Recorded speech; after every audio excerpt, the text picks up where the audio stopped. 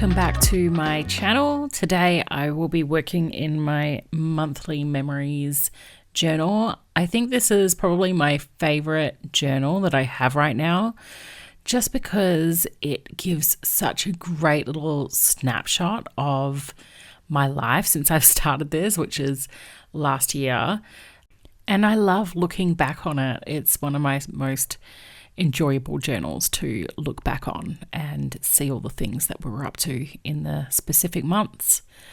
So as you can see, I've just prepared all of my photos in advance, and I've just cut them up and am placing them on the page where I think that it would work. Over the months, I've come to create a bit of a system for how I like to lay out these pages. I've taken some of the big events that have happened in the month and I write them down on a piece of paper. And then I also go back through my phone and have a look at the pictures that I've taken. So I'll take out the pictures that represent the special events that happen. And then I also have a bit of a miscellaneous section. And that's the part that I call the around here section. So I've grouped them all together and I'll add anything that really represents the month that I'm documenting. I also love to add what we were watching for the month.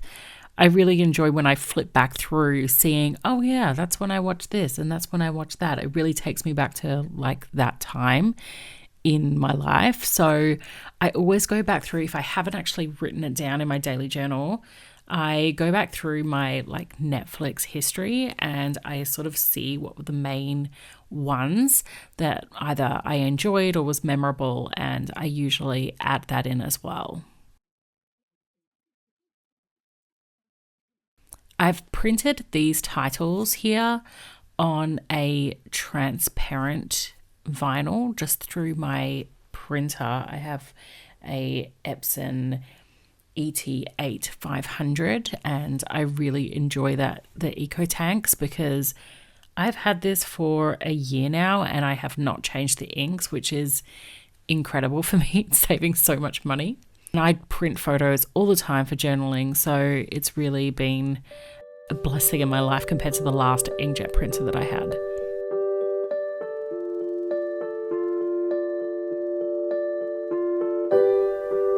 Right now I am having a look through all of these title stickers that I've collected over the years from Everyday Explorers. I love going through these just to add a little something to the page, adds a little bit of interest, and the titles are broad enough to usually fit a range of circumstances. And I love that it sort of introduces, or consolidates the color scheme that I've already chosen. This page itself is a bit of like a rainbow themed one, but most of the titles that I chose were this sort of red color. And I'm trying to place these in areas that like spread out across the page and provide a bit of balance of that color as well. I also like to thumb through my stamp sets and fill in any spots that are a little bit awkward on the page, usually with a stamp, or if just something fits really well, I'll make it fit. I love the look that stamping actually brings to the page, so I usually try and put a few on there.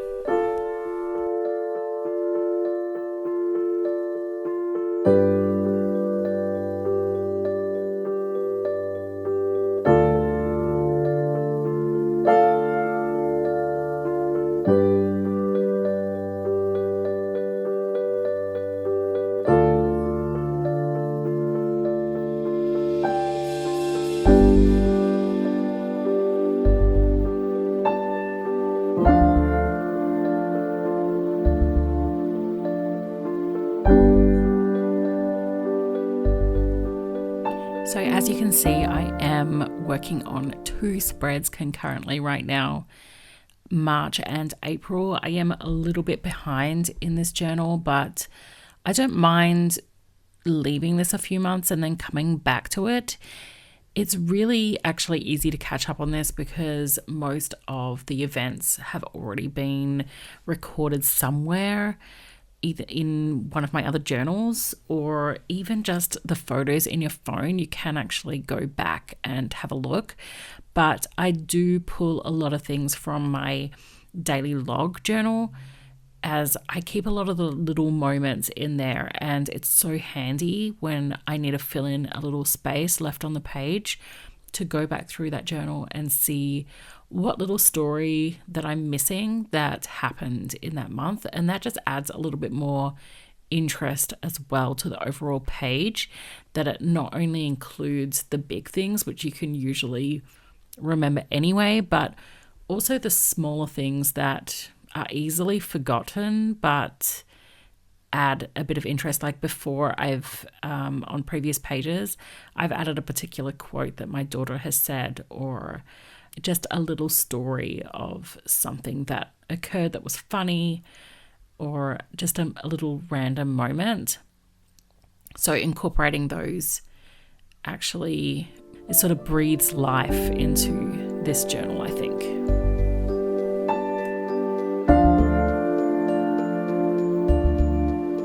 After I have all the photos on the page and the titles, and I've put in a few decorations, stamps and stickers and whatnot, I then go through and fill out my text. Usually it's just a very brief synopsis of what's actually happened, or a funny story, or something that my kids particularly liked, anything that gives a little bit of context, or something that I just want to remember. But I always like adding the text around this stage because text can be altered to fit the container, basically. So I usually wait until I've got some of the other things on the page first, and then I add the text at the end. So you have to look at my extremely bendy thumb. I write really funny because my fingers are all really hypermobile. And when I look at these videos later, I think, wow, my thumb looks very strange. So sorry you have to watch that. But I'm also now trying to fit in little pieces of this same green color in the page.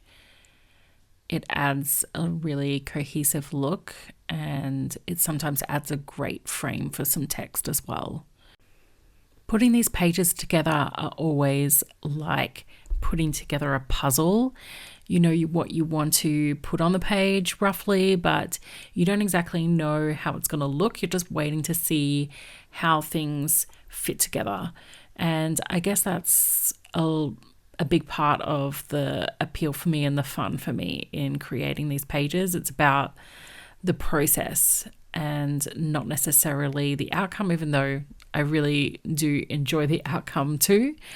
But the process of putting together these pages is really enjoyable for me.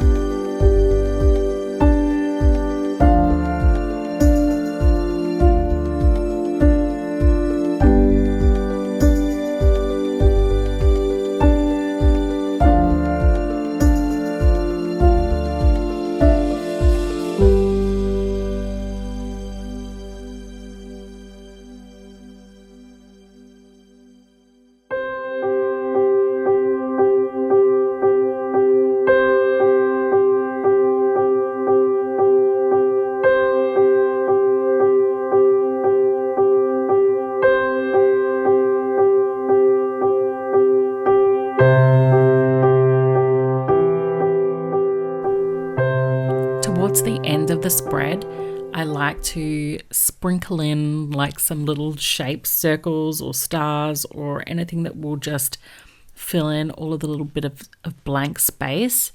And I actually really love the way that it looks in the end. So that was March finished, and I'm really happy with how that looked. It's funny because I tend to gravitate towards green spreads, and I'm not sure why or how. It's only now that I've been recording videos or going back through my spreads, and I choose green a lot. So that's an interesting little fact. And I also do a lot of rainbow, and funnily enough, I'm doing both of those in this video. So a lot of this month was about Easter, because Easter obviously was a big event in April.